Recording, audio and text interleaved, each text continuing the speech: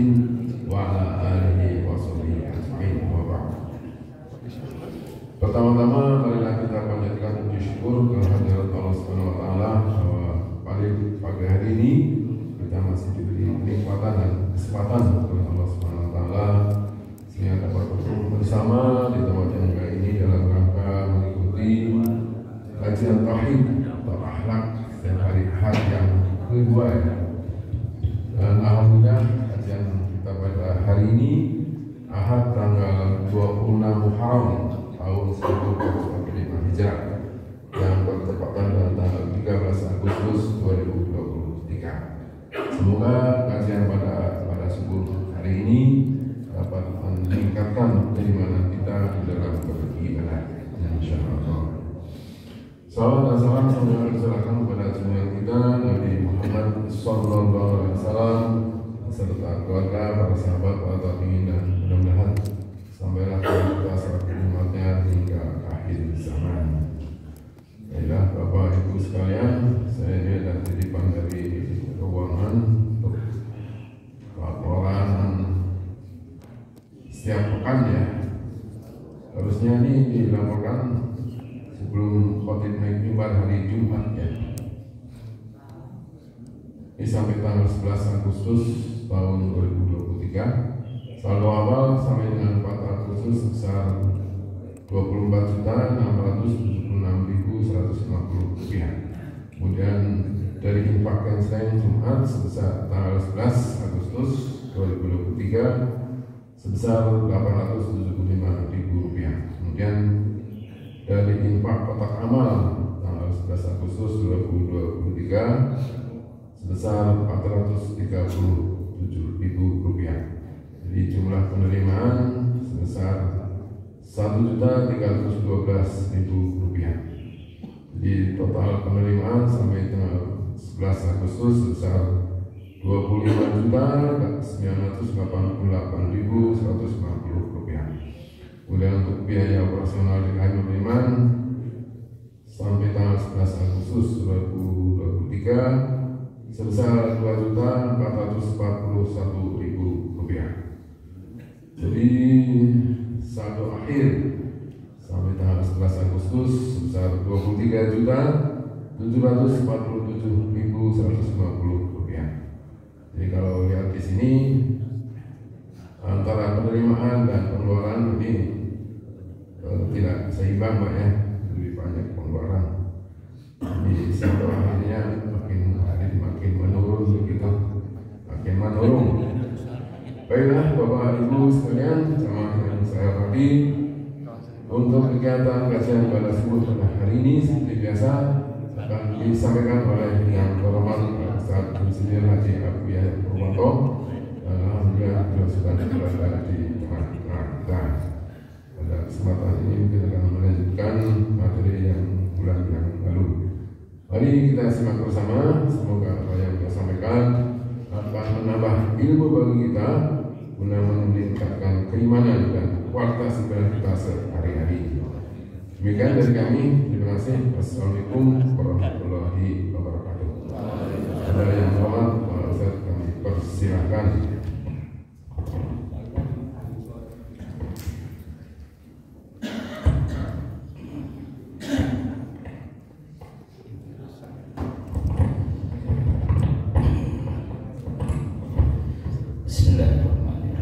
Assalamualaikum warahmatullahi wabarakatuh. Waalaikumsalam warahmatullahi wabarakatuh. Alhamdulillah, alhamdulillahilladzi hadana li hadza wa ma kunna linahtadiya laula an hadana Allah. Wa asyhadu an la ilaha illallah wahdahu la syarika lah wa asyhadu anna Muhammadan abduhu wa rasuluh. Allahumma salli wa sallim ala nabiyyina Muhammad wa ala alihi wa sahbihi wa man tabi'ahum bi ihsanin ila yaumil qiyamah, amma ba'd. Alhamdulillah Bapak-bapak dan Ibu sekalian, kita bersyukur kepada Allah Subhanahu wa taala karena kita yakin Allah Maha terpuji apapun yang terjadi, sehingga kita harus selalu menghubungkan segala kebaikan yang kita terima itu dengan rahmat dan kasih kasih sayang Allah. Kenapa?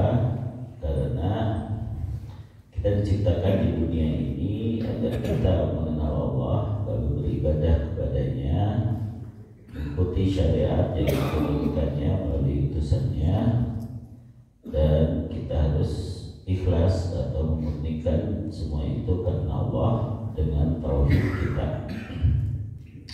Itu yang disebut misi ya. Misi itu adalah tujuan kita diciptakan ya. Tujuan kita diciptakan, kita mempunyai misi 4M-nya ma'rifatullah, I-nya ibadah, S-nya syariat, I-nya ikhlas, biar gampang diingat ya. Jadi misi itu singkatan. Kemudian juga mengapa kita harus mengikuti tujuan dari pencipta kita, agar kita bahagia, agar kita masuk surga ya. Semua manusia ingin bahagia, cuma kadang-kadang salah definisi bahagianya itu apa ya. Bahagia, sukses, berhasil kalau kita masuk surga, itu sudah jelas menurut Al-Quran surat Ali Imran ayat 185. Kullu nafsin dha'iqatul maut, semua yang bernyawa pasti akan merasai mati.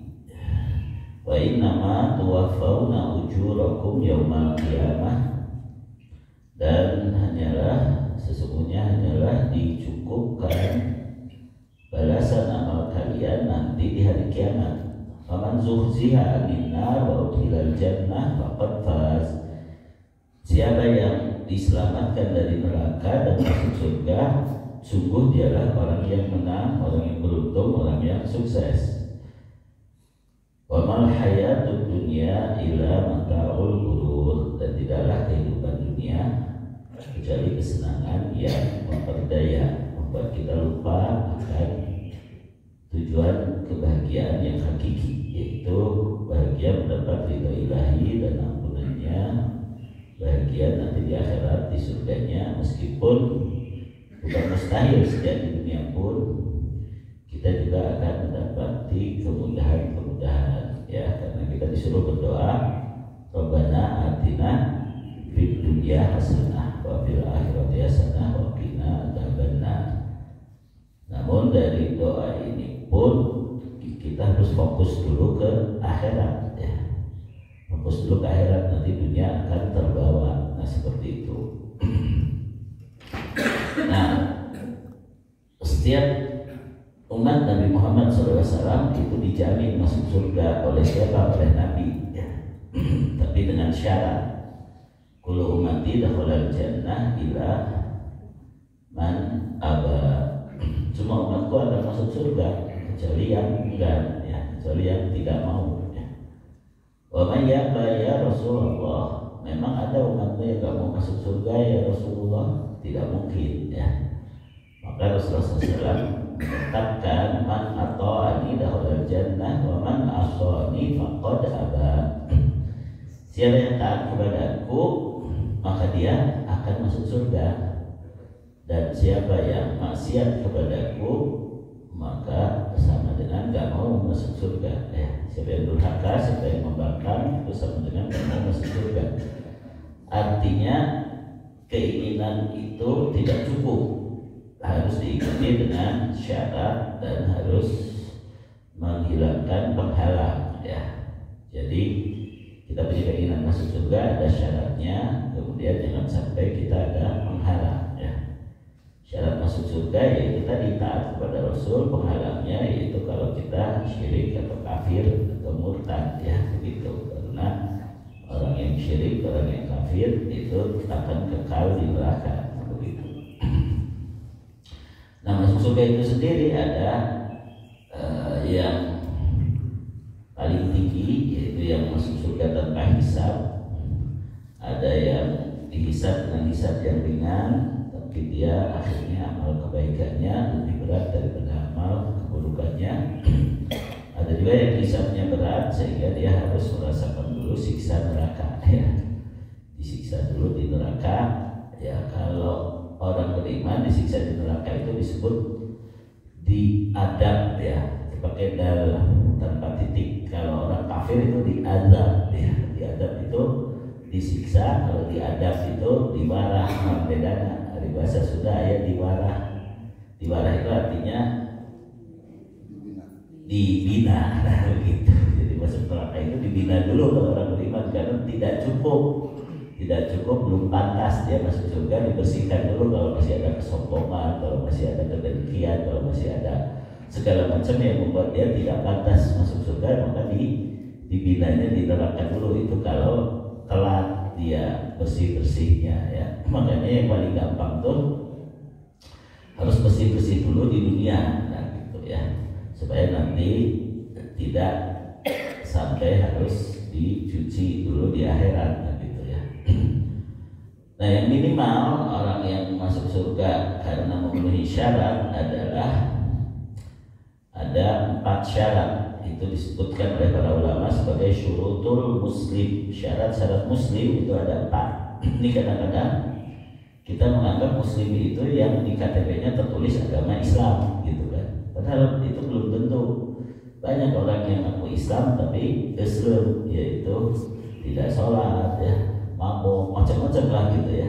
Tapi KTP-nya Islam.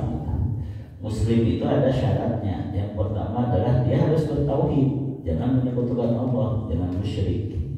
Yang kedua adalah dia punya inqiyad, punya komitmen kepada hukum Allah. Jadi di hatinya yang ada itu hanya hukum Allah, walaupun dalam kehidupan dia belum kuat memperjuangkannya ya. Tapi hatinya hanya mengakui hukum Allah, karena Allah yang menciptakan alam ini, maka Allah yang berhak menghukumi makhluknya, begitu ya. Yang ketiga adalah dia harus berlepas diri memusuhi ya perilaku syirik, kafir dan orang-orang yang melakukannya, karena itulah musuh dari tauhid ya. Apa yang dibenci oleh Allah dan Rasulnya dia pun harus ikut benci, itu namanya baro'ah. Dan yang keempat, dia harus berperan serta dalam mengajak orang lain untuk mengimani Nabi Muhammad SAW sebagai rahmatan lil alamin ya. Jadi rahmatan lil alamin itu artinya mengajak orang taat kepada Nabi Muhammad. Bukan sekarang ini rahmatan lil alamin itu dikatakan kalau ada yang kafir gak usah ditegur, kalau ada orang yang maksiat gak usah ditegur. Itu rahmatan lil alamin yang palsu ya. Itu mencelakakan orang lain ya, buat orang lain tidak selamat ya. Rahmatan lil alamin itu ngajak orang untuk beriman kepada Nabi Muhammad SAW dan taat kepadanya ya. Karena itulah jalan mendapat rahmat, jalan masuk surga ya. Jadi itu singkatannya TIBA, tiba ya. Itu syarat muslim: tauhid, inqiyad atau komitmen kepada hukum Islam, baro'ah, berlepas diri atau memusuhi kekafiran, kemusyrikan dan para pelakunya, lalu mengajak orang ke jalan Allah ya. Itu supaya minimal dia tidak akan kekal di neraka. Tapi kalau ingin maksimal, ingin masuk surganya itu cepat, maka dia harus bersih-bersih sejak di dunia ya. Yaitu berusaha memiliki sifat-sifat ahlul jannah sejak di dunia. Yang disebutkan dalam surat Al-A'raf ayat 43.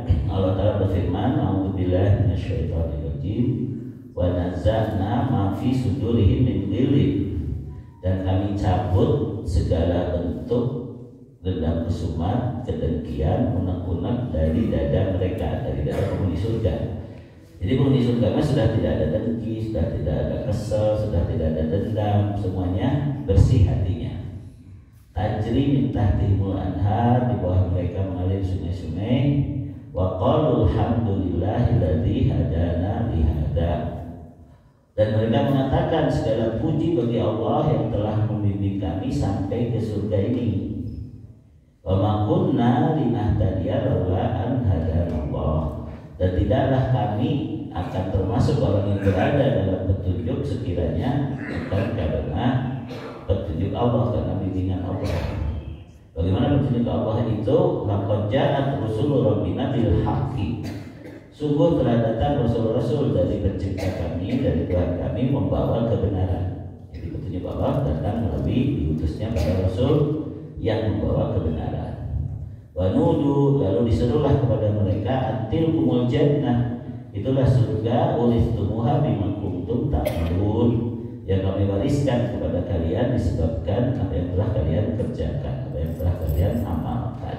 Jadi dalam ayat ini disebutkan bahwa ahli surga pun mempunyai amal yang membuat mereka masuk surga. Sedangkan dalam hadis disebutkan sesungguhnya kalian masuk surga bukan karena amalmu, tetapi karena kasih sayang Allah gitu. Apakah engkau juga demikian ya Rasulullah? Benar, aku pun masuk surga karena Allah memberi karunia kepadaku, karena Allah memberikan kasih sayangnya kepadaku. Lalu hadis ini diplesetkan oleh seorang tokoh yang disinyalir dia itu berpaham Syiah sebenarnya ya. Dia mengatakan Rasul juga tidak dijamin masuk surga, kan aneh. Padahal hadis ini hanya menyebutkan betapa karunia Allah itu begitu besar sehingga Allah memasukkan hambanya ke surga walaupun amalnya belum pantas untuk membeli surga. Jadi yang dimaksud seseorang masuk surga bukan karena amalnya itu dari sisi kesetaraan ya. Tidak setara amal kita untuk membuat kita masuk surga, jangankan untuk membeli nikmat surga, membeli nikmat di dunia aja nggak setara gitu. Dalam kitab Riyadhus Shalihin sampai ada riwayat, walaupun ini ternyata riwayatnya dhaif atau lemah, tapi maknanya sesuai dengan hadis ini, yaitu ada seseorang tinggal di suatu pulau, umurnya 500 tahun, karena zaman dulu umur orang dulu teh panjang-panjang ya, Nabi Nuh aja sampai 1000 tahun ya, Nabi Adam juga 1000 tahun. Nah, umurnya dia 500 tahun tinggal di suatu pulau, dia tidak menyakiti orang karena dia tinggal sendirian dan dia beribadah terus-menerus. Kemudian orang itu di akhirat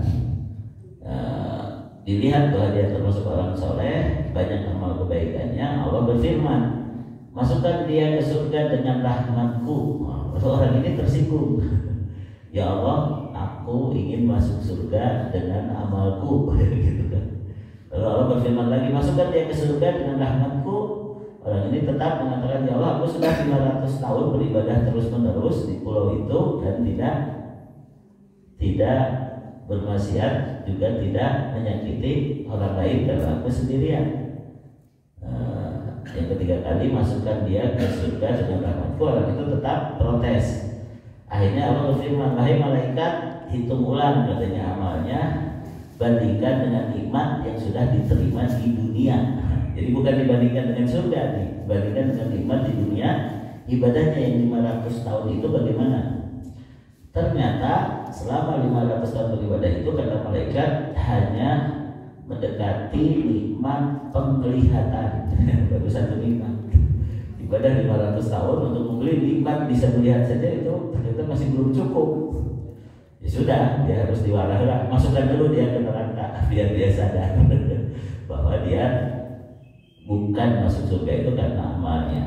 Dan ini yang terjadi pada iblis. Iblis itu sebelum dia durhaka dia beribadah 700 tahun ya, sampai malaikat kagum. Itu ada jin yang beribadahnya getol banget.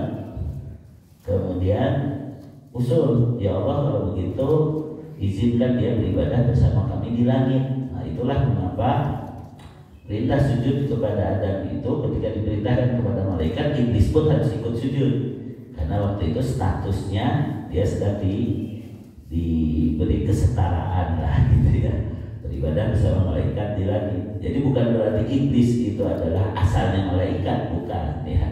Iblis itu ya tetap jin, hanya dia beribadah di dunia, lalu kemudian malaikat kagum, usul kepada Allah, Allah mengizinkan. Sebenarnya Allah ingin membukakan hakikat hati iblis ini, yaitu dia sombong dengan ibadahnya, dia merasa hebat begitu ya. Nah makanya hati-hati, walaupun kita sudah ahli masjid, sudah salat berjamaah, jangan sampai kita ujub, jangan sampai kita kagum pada diri sendiri dan merasa sombong. Tersangkanya orang soleh, soleha, bisa sholat subuh berjamaah, terus sholat subuh teh calik di masjid, ada mungkin pengawasan dari ini soleh bisanya orang teh, karena itu teh ujub namanya ya.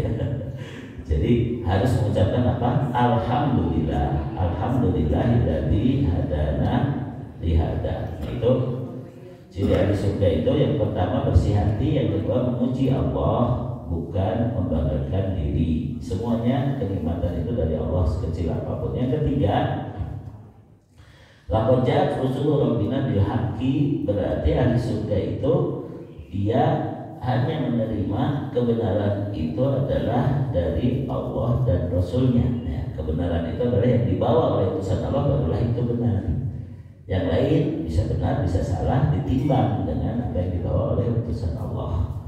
Bahasa sederhananya, kebenaran itu adalah Al-Quran dan As-Sunnah, lain juga yang cenah gitu. Jadi selain Al-Quran dan As-Sunnah pasti juga yang cenah, pasti hanya kira-kira. Nah, kalau sudah ditimbang, oh ini ayatnya begini, hadisnya begini, oh berarti yang Anda katakan juga benar berdasarkan ini. Nah, kayak begitulah ya.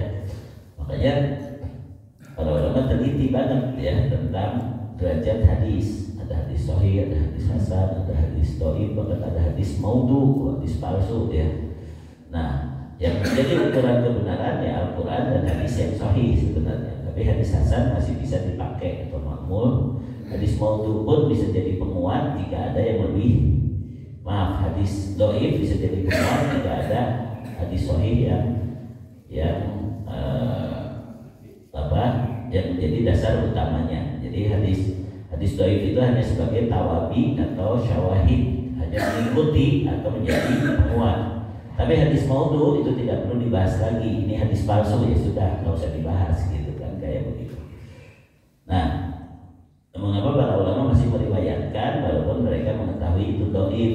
Karena siapa tahu nanti bisa dikumpulkan menjadi naik derajatnya menjadi sahih li ghairihi atau hasan li ghairihi. Nah, itu ada ilmu mustalah hadis seperti itu. Tapi kebenaran itu dari Al-Quran dan As-Sunnah, yaitu dari Al-Quran dan hadis yang sahih. Jadi yang disebut hadis itu sendiri harus ditimbang dengan hadis lagi. Kalau hadisnya mau dhaif, maka dia bisa nggak diikutkan dengan suatu ayat atau hadis yang sahihnya begitu ya. Kalau tidak ya nggak bisa dipakai ya gitu. Kalau hadisnya maudhu nggak usah dibahas lagi. Itu berarti hasil karya yang diadakan untuk menyesatkan umat ya. Hadis maudhu itu contohnya hadis yang berbunyi laulaka ma khalaqtul aflaka. Kalau saja bukan karena engkau Muhammad, aku tidak akan menciptakan alam semesta. Jadi sebentar lagi itu populer ini di kalangan masyarakat ya, karena katanya mereka memperingati kelahiran Nabi. Lalu mereka mengatakan alam semesta ini diciptakan dari Nur Muhammad. Nur Muhammad itu diciptakan dari Nur Allah. Jadi kira-kira Muhammad itu anak Allah kalau menurut mereka ya. Apa bedanya dengan akidah orang Kristen kalau begitu ya? Padahal Nabi Muhammad lah yang mengajarkan kita ayat Al-Quran, wa ma khalaqtul jinna wal insa illa liya'budun. Tidaklah aku ciptakan jin dan manusia kecuali supaya mereka beribadah kepadaku. Jadi Nabi Muhammad juga diciptakan untuk beribadah. Nabi Muhammad disuruh berkata, qul innama ana basyarum mithlukum. Katakanlah sesungguhnya aku manusia seperti kalian, tapi aku diberi wahyu agar menyembah Tuhan yang satu dan kamu pun harus mengikuti aku. Dan begitu. Nanti saking berlebihannya tadi sampai menganggap Nabi Muhammad itu sumber daripada penciptaan alam semesta. Nabi Muhammad itu asalnya mempunyai nur yang nurnya berasal dari nur Allah. Nah itu kan sudah akidah wihdatul wujud namanya, akidah manunggaling kawula lan Gusti kalau ada orang Jawa ya.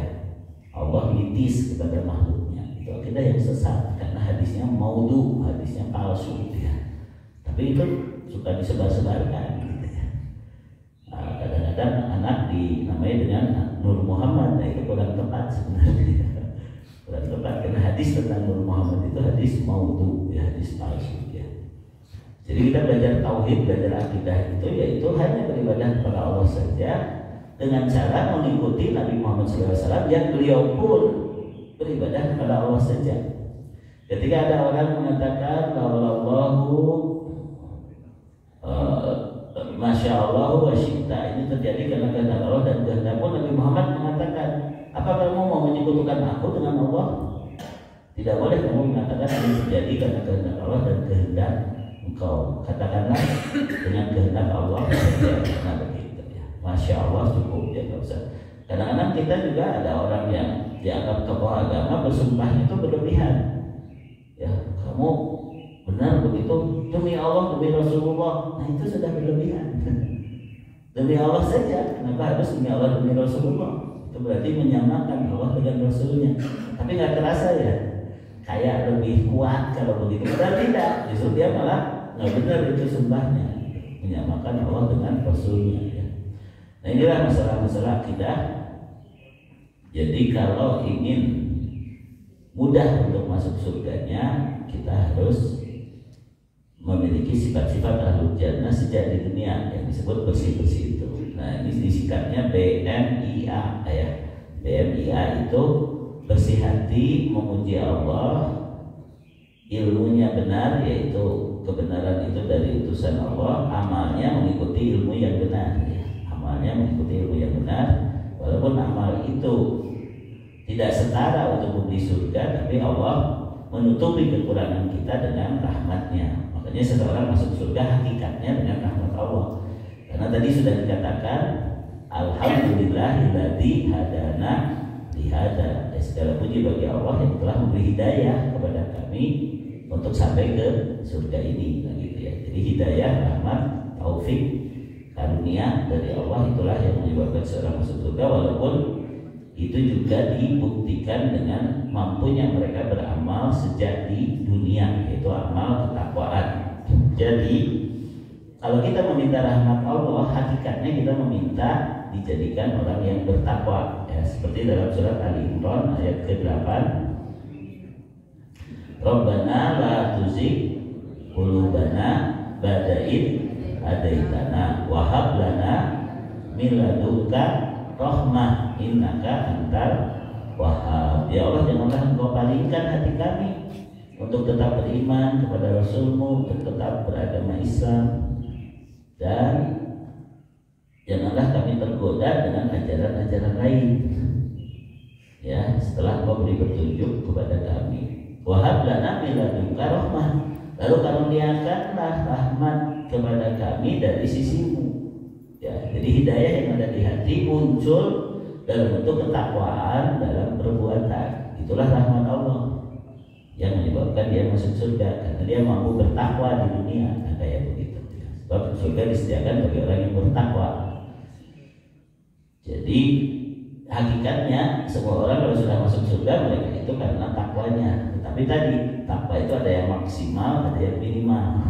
Yang masih minimal tadi dibina dulu tadi Pak ya, dibina dulu yang masih minimal. Kalau sudah masuk surga dia sudah jadi orang yang bertakwa kayak begitu ya. Sebagaimana neraka uiddat lil kafirin, neraka itu disediakan bagi orang kafir. Artinya kalau tidak sampai kafir dia tidak akan kekal di neraka, itu maksudnya ya. Hanya orang kafir saja yang kekal di neraka gitu. Kalau dia imannya masih diterima oleh Allah, walaupun hanya sebesar zarrah, itu tetap nanti akan keluar dari neraka. Hanya lumayan lama ya, bisa 500 juta tahun, bisa 2 miliar tahun, karena yang namanya neraka itu lama banget ya. Labisina fiha ahqaba. Orang yang tinggal di neraka itu pasti berhukum-hukum ya. Kalau satu hukum saja 80 tahun, sementara satu hari di neraka itu 1000 tahun ya. Satu hari saja 1000 tahun. Sedangkan ahqab itu jamak, berarti 3 kali 80 minimal 240 dikali 355 hari tahun Hijriah dikali 1000 tahun per hari dibanding dengan kehidupan di dunia ya. Jadi rugi banget kalau kita masuk neraka dulu begitu ya. Sebagaimana kita dihisab di padang mahsyar itu 50.000 tahun, satu hari panjangnya 50.000 tahun. Sementara umur kita di dunia cuma 70 tahun, 80 tahun, 90 tahun. Dihitungnya sampai 50.000 tahun. Karena banyak yang harus diurus ya. Fama ya'mal mithqala dzarratin khairan yarah wa ma ya'mal mithqala dzarratin syarran yarah ya. Nah, oleh karena itu enggak sebanding lah dunia dengan akhirat itu. Tadi wa mal hayatud dunya illa mata'ul ghurur. Dan tidaklah kehidupan dunia kecuali kesenangan yang memperdaya. Makanya Di awal bulan yang menjadi bulan pertama tahun 1445 Hijriah ini, kita masih di penghujung bulan Muharram ya, tanggal 26 ya sekarang, atau 25 ya, ya pokoknya masih di akhir bulan Muharram. Saya akan menyampaikan ayat tentang muhasabah. Ya ayyuhalladzina amanu taqullaha wal tanzur nafsum ma qaddamat lighad wattaqullaha innallaha khabirum bima ta'malun. Surat Al-Hasyr ayat 18. Surat ke-59 ayat 18 yang disebut ya'muru ta'ala ibadahul mu'minin bima yujibul iman. Allah memerintahkan kepada hamba-hambanya yang beriman dengan hal yang memang sudah menjadi konsekuensi dari keimanannya, wayat tadihi, dan menjadi tuntutan dari keimanannya, min luzumi taqwahu. Orang yang beriman harus berpegang teguh pada ketakwaan ya. Karena ini sudah jadi bahasa klise, kadang-kadang kita suka tidak tergugah. Khotib Jumat kalau menyampaikan, hadirin sekalian, mari kita meningkatkan iman dan takwa ya, kayak sudah biasa. Padahal sebenarnya itu harus dihayati benar. Iman kita sudah seperti apa, takwa kita sebagai bukti keimanan sudah seperti apa. Jadi bukan sekedar klise, bukan sekedar lip service ya. Abang kita di negara yang dipimpin oleh King of Lip Service, Raja Lip Service ya, gitu. Hanya omong doang, omdo ya gitu. Nah, padahal kata-kata itu sangat penting. Kalau dalam akidah itu kata-kata itu sangat penting. Seperti tadi ya, salah ngomong aja, waduh kalau bukan karena dokter ini saya kayaknya mati deh. Itu sudah salah. Harusnya alhamdulillah Allah menolong saya melalui ya pengobatan dari dokter ini. Kita kadang-kadang suka lupa kepada Allahnya kan gitu. Makanya penting menjaga kata-kata itu ya. Nah, seperti itu juga iman itu harus lurus, dan iman harus dibuktikan dengan berpegang pada ketakwaan. Sirran wa alaniyatan, baik secara sendirian, tersembunyi dalam batin maupun kelihatan oleh orang banyak. Fi jamil ahwal, dalam setiap keadaan kita harus bertakwa. Wa yura'u ma amarahumullahu bihi min awamirihim, maka dia harus menjaga apa yang diperintahkan Allah berupa perintah, wasyara'ihi dan syariat, wahududihi dan batasan-batasan. Saya dulu malahu mama alaihim, lalu dia perhatikan mana yang akan menjadi pembela mereka di akhirat, mana yang nanti akan menjadi penyesalan di akhirat. Wa madha sallallahu alaihi nama amali lati tanfa'uhum aw tadurruhum, lalu mana amal-amal yang bisa bermanfaat buat mereka atau nanti membahayakan mereka fi yaumil qiyamah, pada hari kiamat. Nah, itulah yang disebut muhasabah ya. Jadi muhasabah artinya menghisab diri sendiri. Kata Umar bin Khattab, hasibu anfusakum qabla an tuhasabu. Hisablah dirimu sebelum kalian nanti dihisab di hari kiamat, karena itu akan meringankanmu di hari kiamat nanti kalau kamu menghisab-hisab dirimu sejak di dunia. Yang disebut muhasabah adalah melihat pada amalan yang sudah dilakukan, kemudian jiwa kita sadar, jujur, mengoreksi kesalahan yang dilakukan, menebus kesalahan itu dengan amal soleh. Karena kita semua harus merasa penuh kekurangan ya. Apakah kekurangan dalam melakukan maksiat, atau lalai dalam ketaatan, atau bahkan kadang-kadang kita tergelincir ke dalam dosa atau meninggalkan kewajiban ya. Itu semua harus dihitung-hitung dari sekarang ya. Nah, Rasulullah SAW mengajari suatu doa kepada Mu'adz bin Jabal, Allahumma a'inni ala dzikrika wa syukrika wa husni ibadatika. Ya Allah, tolonglah aku untuk bisa mengingatmu, bersyukur kepadamu, dan beribadah dengan baik kepadamu. Berarti tadi bisanya kita bertobat, bisanya kita beribadah, bisanya kita bersyukur, bisanya kita berzikir, itu semata-mata karena pertolongan Allah. Apa manfaatnya kalau kita bermuhasabah? Yang pertama, akan meringankan hisab pada hari kiamat ya. Tadi yang disebutkan oleh Umar radhiyallahu anhu, hisablah diri kalian sebelum kalian dihisab, itu akan memudahkan hisab kalian kelak. Timbanglah amal kalian sebelum ditimbang kelak, ya, karena pada saat itu tidak ada yang tersembunyi sedikit pun dari Allah. Yauma idzin turaduna la takhfa minkum khafiyah. Pada hari itu kamu dihadapkan kepada Tuhanmu, tiada sesuatu pun dari keadaanmu yang tersembunyi bagi Allah, ya. Surat Al-Haqqah ayat ke-18.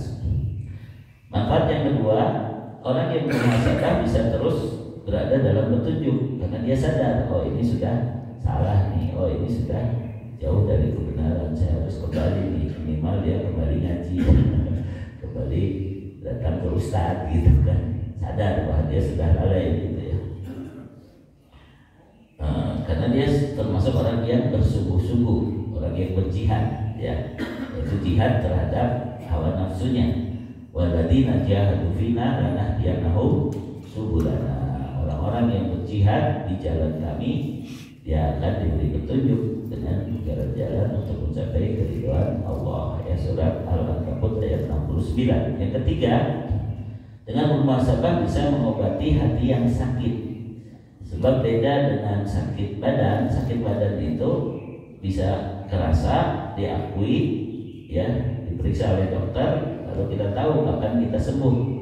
Tapi kalau sakit jiwa, sakit hati, ya, itu harus orangnya sendiri yang sadar.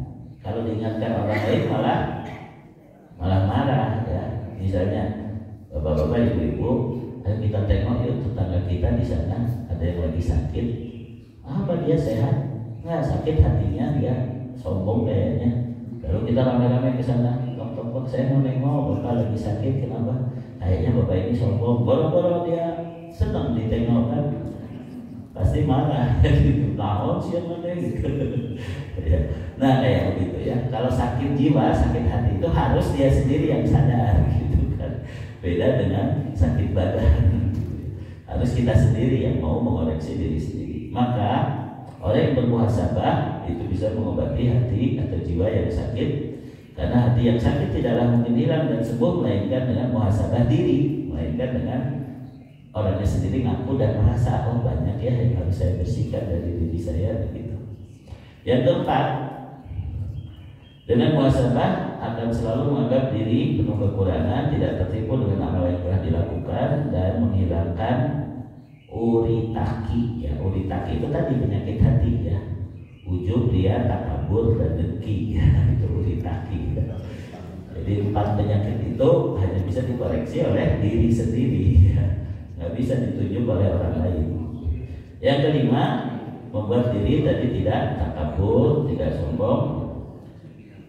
Seorang imam besar Muhammad bin Wasi rahimahullah mengatakan, "Lau kana lidunubi rihun wa qadara ahadun ayyajlisa ilayya."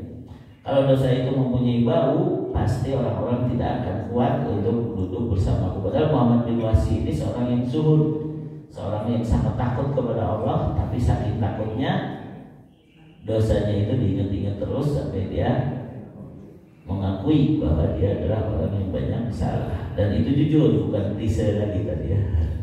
Klise itu seperti dalam lagunya Ungu ya. Lagunya Ungu mah klise. Segala yang ada dalam hidupku, kusadari semua milikmu, ku hanya hambamu yang berlumur dosa. Itu belum tentu betul hatinya mengakui begitu ya. Tapi indah saja kalau diomongin. Nah, itu namanya klise ya. Padahal harusnya sendirian saja, merenung sendirian ya. Merenung sendirian, betul-betul kita banyak salah dan kita sangat butuh ampunan Allah. Lalu dengan muhasabah dia akan memanfaatkan waktu dengan sebaik-baiknya ya. Dia akan menghitung-hitung mana waktu yang sia-sia, mana waktu yang bermanfaat, bahkan mana waktu yang akan nanti kita sesali di akhirat karena banyak dosa ya begitu. Nah, di antara cara muhasabah kita yang pertama mengoreksi diri dalam hal yang wajib. Nah, apakah sudah sempurna atau masih banyak kekurangan atau bahkan ada yang ditinggalkan. Yang kedua, mengoreksi diri dalam hal yang diharamkan. Apakah kita jatuh kepada sesuatu yang haram atau mendekati haram ya. Yang ketiga, mengoreksi diri dari kelalaian ya, dari hal-hal yang sia-sia.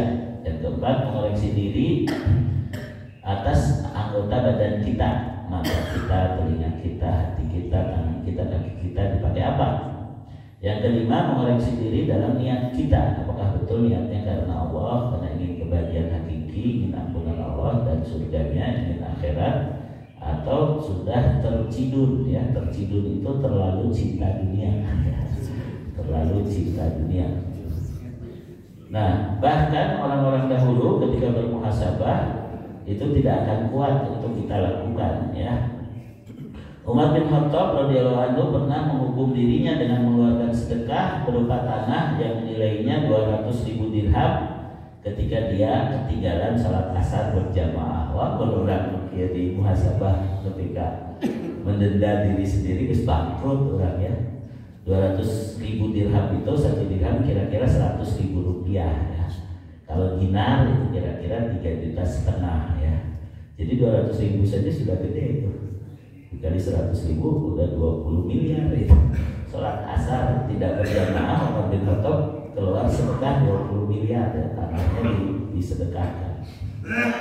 Ibnu Umar putranya Abdullah bin Umar suatu kali luput dari sholat berjamaah, ia akhirnya menebusnya dengan sholat malam sepanjang malam, tidak tidur ya, karena ketinggalan sholat berjamaah, lalu dia tebus dengan sholat sepanjang malam. Jadi gini Bapak Ibu, misalnya kita suatu saat tidak sholat subuh berjamaah ke masjid ya, yang orang mah minimal orang tetapnya sholat subuh di rumah kan gitu kan, tapi kayak duhur saya pokoknya tidak boleh tidak berjamaah, jangan tebus tadi, padahal itu teh sarwa wajib kan, bisa gitu aja sehalus orang ulang subuh berjamaah kayak duhur lagi terus itu berjamaah, padahal duhur berjamaah saja sama wajibnya gitu.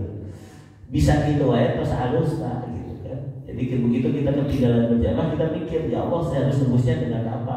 Kalau ini mah sampai besar-besaran nembusnya ya. Ibnu Abi Rabi'ah rahimahullah pernah luput dari 2 rakaat sholat sunnah qobliyah subuh. Jadi datang ke masjid miskaburu koma. Ini sholat qobliyah subuh itu sunat kan, tapi dia menembusnya dengan membebaskan seorang budak. Membebaskan budak juga harganya dulu mahal sekali ya. Ya. Nah, Ibnu Aun rahimahullah pernah melakukan kesalahan ketika ibunya memanggilnya, dia menjawab dengan suara yang keras, aduh ini sudah keras nih kepada ibu saya. Lalu dia membebaskan 2 orang hamba saya ya. Jadi kita sendiri banyak melakukan kesalahan tapi jarang bermuhasabah sehingga tidak bermuatabah dan bermuaqabah ya. Muhasabah itu artinya mengoreksi diri, muatabah mencela diri sendiri, muaqabah artinya menghukum diri sendiri dengan kesalahan itu supaya nanti kita tidak mengulanginya. Jadi perlu menghukum diri sendiri.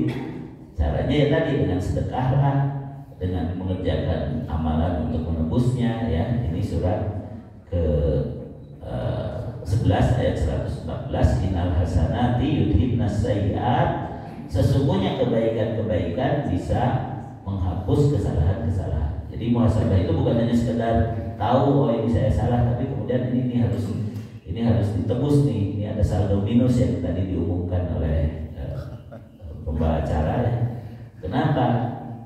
Bendahara titip ya, kita ada saldo minus harus ditutup. Ayo, untuk PDKM masjid aja harus ditutup, apalagi untuk dosa-dosa kita ya. Dosa-dosa kita banyak banget harus ditutup nanti, biar nanti kalau dipanggil oleh Allah sudah berkurang, bahkan mungkin sudah tertutupi gitu kan. Tapi itu sebenarnya mustahil kan? Makanya kita butuh kasih sayang Allah. Ya Allah, dosa saya banyak banget, saya nggak bisa menghitungnya, tapi karena Engkau Maha Pengampun, Maha Penyayang, semoga Engkau berkenan mengampuni dan juga menerima kekuranganku dalam amalku ya. Rabbana taqabbal minna innaka antas samiul alim. Itu artinya kita beramal ini mengakui banyak kekurangan, tapi kita yakin Allah bisa menerima kekurangan itu karena kita sudah taat kepada putusannya. Sesungguhnya Engkau Maha mendengar, Maha mengetahui niat kami. Wa tub alaina, dan terimalah taubat kami atas kekurangan kami, atas dosa-dosa kami, innaka antat tawwabur rahim. Ya, ini ucapan Nabi Ibrahim, Nabi Ismail ketika meninggikan Ka'bah ya. ketika membangun kembali Ka'bah dari fondasinya, ya, yang itu adalah amalan yang sangat agung. Kalau amal yang besar saja mereka mengakui banyak kekurangan, apalagi kita, ya, jangan merasa hebat dengan amal sederhana yang sudah kita lakukan, tapi kita berharap Allah tetap menerimanya karena Dia Maha Pengampun, Maha Penyayang. Amin ya rabbal alamin. Baik, seperti biasa kita buka dulu interaksi tanya jawab, ya. Kalau di radio itu suka susah, ya. Radio MKFM. Kalau di sini langsung ketemu, harus dimanfaatkan, ya. Bagi yang ingin mengikuti, saya biasa siaran di Radio MK jam 8 malam hari Selasa malam Rabu, ya, 102,7 FM. Begitu juga karena kadang-kadang ada jamaah yang merekam kayak gini, diupload di YouTube. Jadi tinggal nyari saja Abu Yahya Purwanto, ya. Kalau Abu Yahya saja nanti yang muncul Abu Yahya Badrul Salam. Harus ditambah Abu Yahya Purwanto, itu ada di YouTube, ya. Jadi ngaji itu karena sekarang ini tidak seperti dulu, orang-orang tuh betul-betul bersungguh-sungguh cari ilmu itu sampai bawa buku, bawa catatan, ya. Kecuali Imam Bukhari, kalau Imam Bukhari mah yang didengerin langsung ingat, jadi mereka mah nggak bawa buku. Bapak-bapak, ibu-ibu di sini hebat banget, ya, nggak nyatet gitu kan, karena seperti Imam Bukhari cerdas. Tapi kalaupun tidak begitu, sekarang sudah ada rekaman, sudah ada YouTube. Itu pun kalau kita memanfaatkan waktu dengan baik, ya. Kadang-kadang kayak ayah di YouTube, bari itu kairahan tinggalin kan gitu.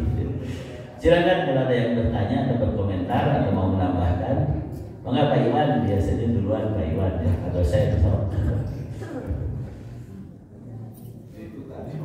Ya, silakan.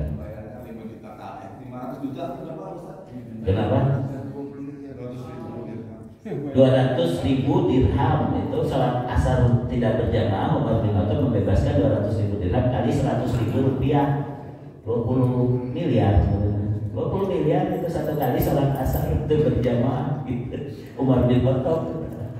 Jadi dia seorang khalifah sih. Kenapa gitu Pak Iwan? Ya saya membayangkan untuk diri saya tuh. Iya. Tolong karena alasan aktivitas kita. Iya. Gimana ya? Yang kemudian yang kedua yang saya khawatirkan itu mungkin punten kalau berulang besar. Iya. Saya membayangkan 500 juta tahun itu dicelupkan dulu di neraka. Itu kan luar biasa. Iya. Supaya kita bisa nantinya ke surga. Ya, jadi Apa yang mudah itu untuk. ya, jadi begitulah. bagaimana agar kita nggak mampir dulu ke neraka kan gitu kan? Kenapa? Karena orang nggak ngaji itu, ulah PK 3 orang awam, Ustaz, baiklah sampai diatur asup surga, baiklah ke neraka lagi. Itu mah ngaji ya cara gitu mah. Betul nggak Bapak Ibu? Setuju nggak? Kita udah ngaji karena kita nggak mau masuk surganya lewat neraka dulu, gitu kan? Ya. Nah, di antaranya, ya, agar kita selamat, kita harus banyak berzikir. Kata Rasulullah SAW, ketika ada seorang Arab Badui datang, ya Rasulullah, amalan Islam sangat berat. Berilah aku nasihat agar dengan amal yang ringan aku tetap sama dengan orang-orang yang sudah melaksanakan amalan yang banyak. Lalu Rasulullah SAW mengatakan, janganlah la tazalu lisanuka ratban min dzikrillah. Janganlah lisanmu pernah berhenti basah dari mengingat Allah. Jadi jangan pernah kering lisanmu karena selalu mengucapkan nama Allah. Jadi subhanallah, alhamdulillah, la ilaha illallah, subhanallah wa bihamdihi, subhanallah astagfirullah. Walaupun kita banyak dosa gitu ya. Sebab kalau dikit itu dari kayak mengko astagfirullah tapi balik dari orang maksiat kan pasti ada kan gitu ya. Jadi banyak berzikir, itu satu. Yang kedua, ada seorang sahabat lain bertanya, ya Rasulullah, berilah aku wasiat yang aku tidak butuh lagi wasiat yang lain. Ini pinter kan? Dia menanya kepada utusan Allah, lalu utusan Allah diminta untuk memberi wasiat kepadanya yang tidak perlu lagi nasihat yang lain. Maka Rasulullah SAW lebih pintar lagi karena beliau utusan Allah. Qul amantu billahi tsumma istaqim. Katakanlah aku beriman kepada Allah, kemudian istiqomahlah. Wah, ini bukan jalan keimanan nih, ini jalan kekafiran ya. Jadi pada Jumat yang lalu saya diminta orasi itu 3.000 karena Gubernur Jawa Barat mau membangun patung Soekarno, malah sudah dimulai itu di Gor Saparua. Bahkan ada ruangan segala, ada jagung segala. Itu kemusyrikan luar biasa gitu. Atau nanti istiqomah mencela-mencela yang mungkin karena ingin kapuji satu partai ya, yang bersimbol banteng ingin mungkin naik lagi ke atas, nggak cukup jadi gubernur saja, meren gitu ya. Jadi harusnya ini masyarakat Jawa Barat semuanya yang protes. Banyak orang yang dibawa karena kemusyrikan. Mereka memang sudah berhasil membangun di Jawa Tengah gitu kan, bangun di tempat lain. Banyak di Jawa Barat orang yang disuguhan patung yang nilainya teh 15 miliar kan, untuk membangun patung ya. Kalau Umar bin Khattab tadi untuk menembus salat asar tidak berjamaah saja keluar sedekah 20 miliar, dia disia-siakan cuma untuk membangun patung gitu kan. Jangan sampai suul khotimah itu di akhir masa jabatan kalahkah melakukan hal yang menyesatkan masyarakat Jawa Barat kan gitu. Nah itu kita harus sensitif ya, kita harus istiqomah. Ya istiqomah yang asli itu yaitu tetap pancek dalam keimanan, keislaman dan ketakwaan. Sebab ada istiqomah pakai kaf, istiqomah palsu. Ikatan suami takut istri kalau di rumah kayak sama. Bapak-bapak kalau hewan kan gitu istiqomah itu berbeda. Istiqomah yang asli itu surat 41 surat Fusilat ayat 30 ya. Yang ketiganya itu surat ke 66 ya, surat At-Tahrim ayat ke 6 juga kalau nggak salah ya. Ya ayyuhalladzina amanu qu anfusakum wa ahlikum naro. Jaga dirimu dan keluargamu dari siksa neraka. Kan tadi Pak Iman nanya gimana caranya supaya kita masuk surga, dengan ke neraka dulu. Rasulullah SAW mengatakan ittaqin naro walau bisyikki tamroh. Jagalah dirimu dari siksa neraka walaupun hanya bersedekah dengan sebutir kurma saja. Jadi harus mudah kita ngejaga dari siksa Allah ini jangan nebus dosa dan mudah kita bersedekah teh pengarah resek gitu. Pengarah resek walaupun hanya sebutir kurma, walaupun hanya seteguk air ya. Itu bisa menjaga kita dari siksa. Nah, walaupun kalau diuraikan itu suka saya sampaikan dalam khutbah nikah biasa namanya ku anfusakum wa ahlikum naro ya. Kira-kira 1 bulan yang lalu saya khutbah nikah di alun-alun. Yang menikah itu putranya Pak Profesor Zaki Suud ya. Karena Pak Zaki ini teman saya waktu di ITB, dia nyuruh Ustaz selamain deh anak saya di Muhammad mau nikah. Ya udah insya Allah saya sebut ku anfusakum wa ahlikum naro. Bagi rumah tangga yang baru minimal ada 3 perkara. 1, jangan musyrik gitu ya, karena orang yang musyrik dikali neraka gitu. Yang kedua, jagalah sholat. Berarti jagalah sholat untuk suaminya, usahakan sholat berjamaah. Untuk istrinya harus diperhatikan oleh suaminya. Sholat itu. Gitu. Kadang-kadang kita juga suka bingung. Pemilikan orang itu sholat gitu. Itu berarti salah untuk pilih pasangan gitu. Yang ketiga, jangan jatuh kepada maksiat dan keharaman. Nah itu prinsipnya mah, prinsip sederhana saja ya, sederhana. Seorang Arab gunung datang, ya Rasulullah, dalam Islam apakah kewajiban saya? Kewajiban kamu kalau sudah bersyahadat, kamu sholat 5 waktu, ya, kecuali kalau kamu mau nambah dengan sholat sunnah. Kamu saum di bulan Ramadan, kecuali kalau mau menambah dengan saum di hari lain. Kamu zakat sesuai dengan ketentuan, kecuali kalau mau bersedekah dengan tanpa ada batasan gitu, dan sedekah yang tidak mengikuti ketentuan zakat itu, lebih banyak lagi. Yang keempat, kamu berhaji ke Baitullah cukup sekali seumur hidup, kecuali kalau kamu mau menambah dengan amalan sunat, ya haji yang sunat. Orang Arab itu dengan tenangnya mengatakan, ya Rasulullah, demi Allah saya tidak akan menambah, saya cukup ini aja, wajib kumpul, tapi mau ditinggalkan. Maka ketika orang itu pergi, Rasulullah SAW mengatakan kepada para sahabat, aflaha in sodak, dia beruntung kalau dia jujur. Sholat wajibnya nggak pernah ketinggalan, zakatnya terpenuhi, hajinya terpenuhi, saumnya cukup bulan Ramadan saja, kemudian dia tidak melakukan dosa-dosa, sudah beruntung, mau masuk neraka. Nah sebenarnya jadi sederhana orangnya, kan masalahnya kita yang memperumit diri sendiri ya, dengan meninggalkan kewajiban, dengan jatuh kepada maksiat, dengan kadang-kadang tidak waspada bahwa kita digiring kepada kemusyrikan, kekafiran, kayak begitu. Jadi tetap perlu ngaji ya. Jadi intinya mah DILD Pak Iwan masih apa bentuknya? DILD no? Doa, ilmu dan lingkungan ya.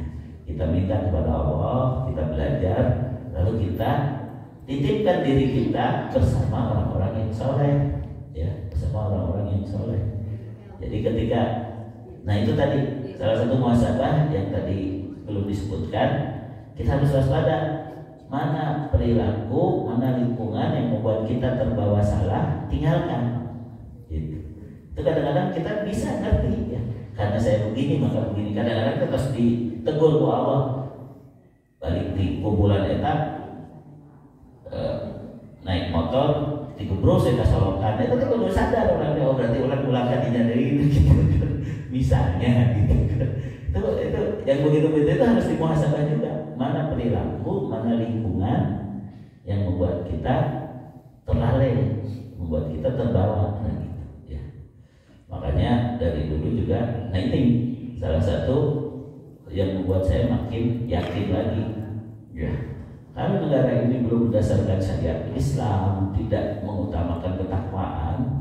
Saya nggak mau jadi pegawai negeri, saya nggak mau jadi pejabat, saya nggak mau jadi menteri, saya nggak mau jadi anggota dewan. Kunaon?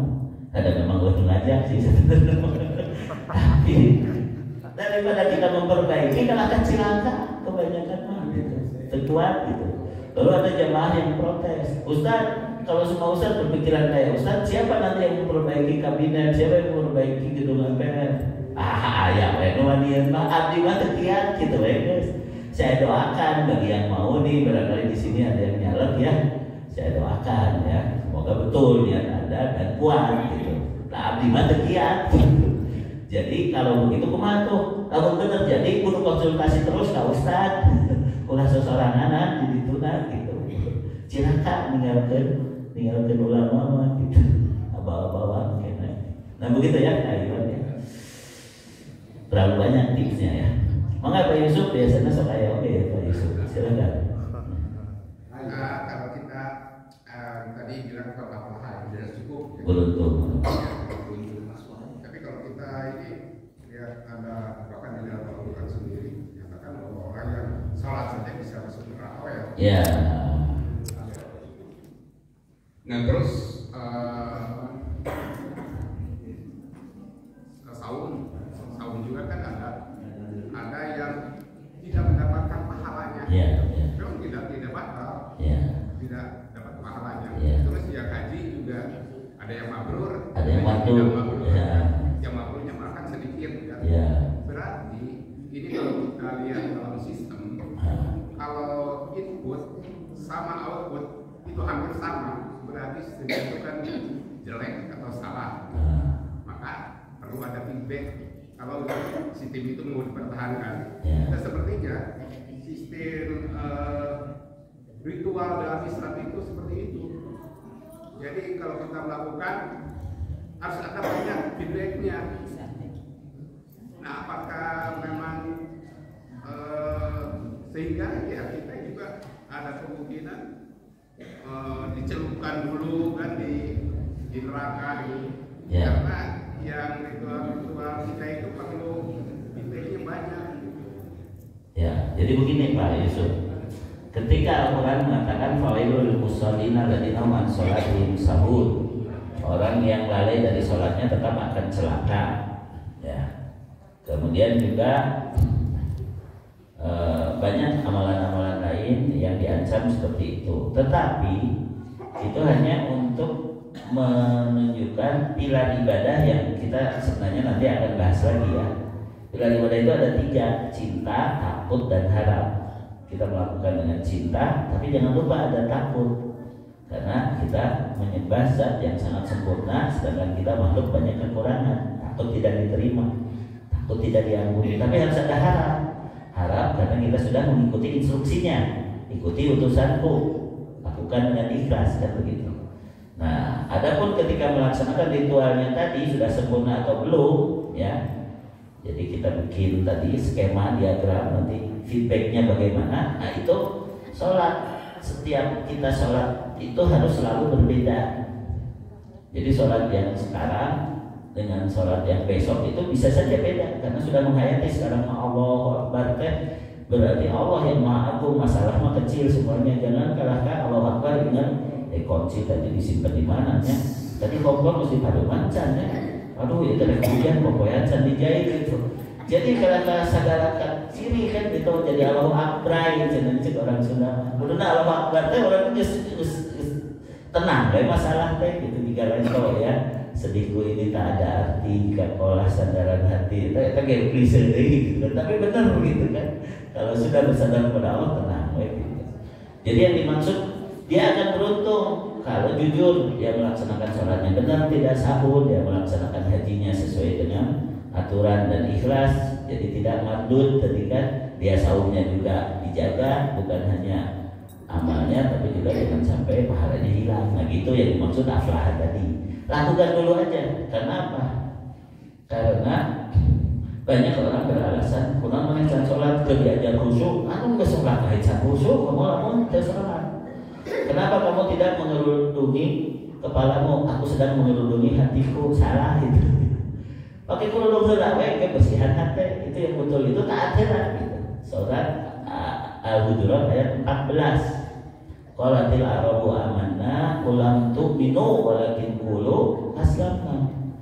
Orang-orang Arab Badui datang, kami telah beriman. Kamu teh belum iman mah, tapi kamu harus mengatakan kami telah Islam, kami telah taat.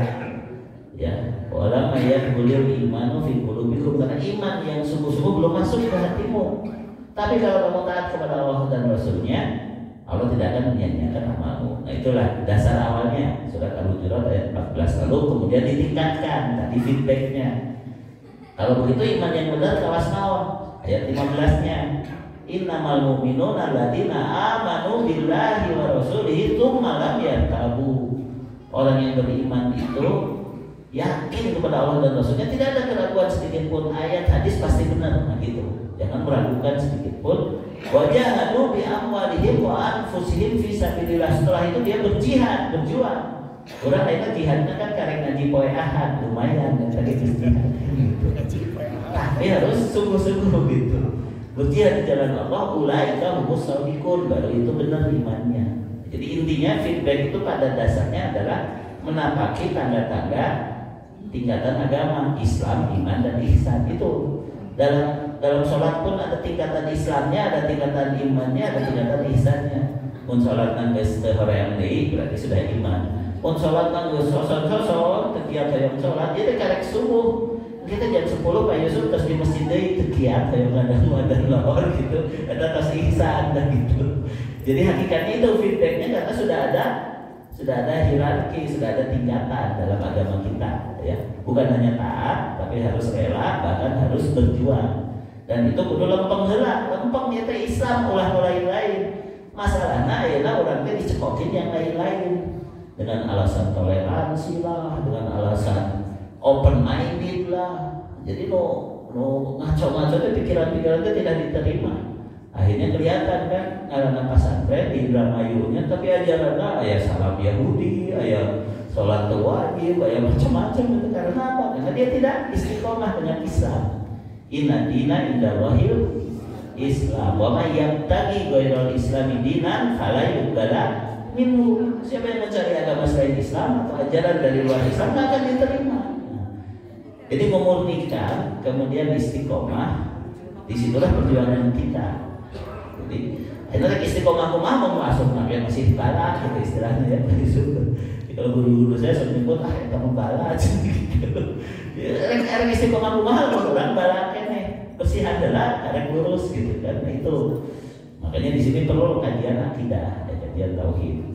Yang bersih tadi dari awal saya bilang bersih supaya tekan neraka heula. Kalau bersih di dunia namanya lebih gampang lah gitu. Masuk surga nanti kudu dibina dulu, kudu diwara lah. Nah itu sajalah karena sudah siap ya. Nanti kalau mau tambahan tanya jawab sambil duduk-duduk saja. Sebelum saya pertandingan di PTN Eyang ya Pak Haji Syarif, di sini ikut dulu kopi insya Allah. Subhanakallahumma wa bihamdika asyhadu an la ilaha illa anta astaghfiruka wa atubu ilaik. Wassalamualaikum warahmatullahi wabarakatuh.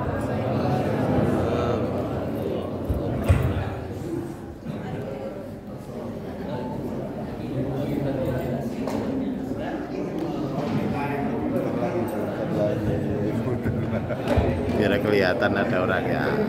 Iya.